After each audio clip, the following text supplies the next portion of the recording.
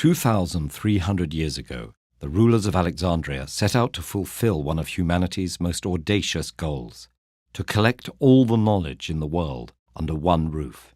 In its prime, the Library of Alexandria housed an unprecedented number of scrolls and attracted some of the Greek world's greatest minds. But by the end of the 5th century CE, the great library had vanished. Many believed it was destroyed in a catastrophic fire. The truth of the library's rise and fall is much more complex.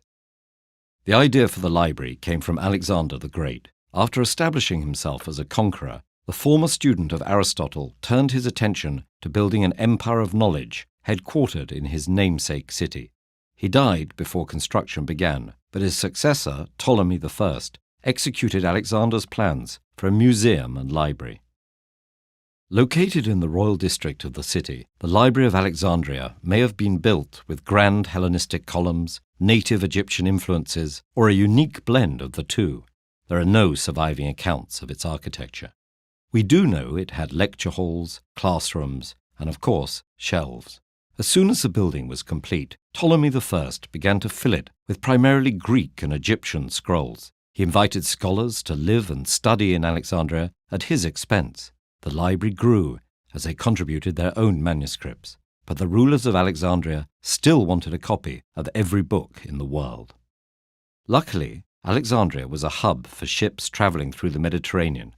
Ptolemy III instituted a policy requiring any ship that docked in Alexandria to turn over its books for copying.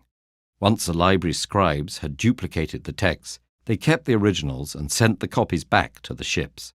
Hired book hunters also scoured the Mediterranean in search of new texts, and the rulers of Alexandria attempted to quash rivals by ending all exports of the Egyptian papyrus used to make scrolls. These efforts brought hundreds of thousands of books to Alexandria. As the library grew, it became possible to find information on more subjects than ever before, but also much more difficult to find information on any specific subject. Luckily, a scholar named Callimachus of Cyrene set to work on a solution, creating the Pinex, a 120-volume catalogue of the library's contents, the first of its kind. Using the Pinex, others were able to navigate the library's swelling collection. They made some astounding discoveries. 1,600 years before Columbus set sail, Eratosthenes not only realized the Earth was round, but calculated its circumference and diameter within a few miles of their actual size. Heron of Alexandria created the world's first steam engine over 1,000 years before it was finally reinvented during the Industrial Revolution.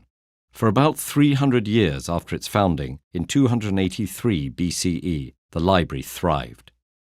But then, in 48 BCE, Julius Caesar laid siege to Alexandria and set the ships in the harbour on fire. For years, scholars believed the library burned as the blaze spread into the city. It's possible the fire destroyed part of the sprawling collection, but we know from ancient writings that scholars continued to visit the library for centuries after the siege.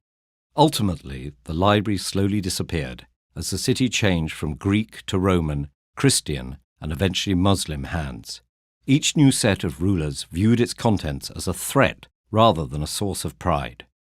In 415 CE, the Christian rulers even had a mathematician named Hypatia murdered for studying the library's ancient Greek texts, which they viewed as blasphemous. Though the Library of Alexandria and its countless texts are long gone, we're still grappling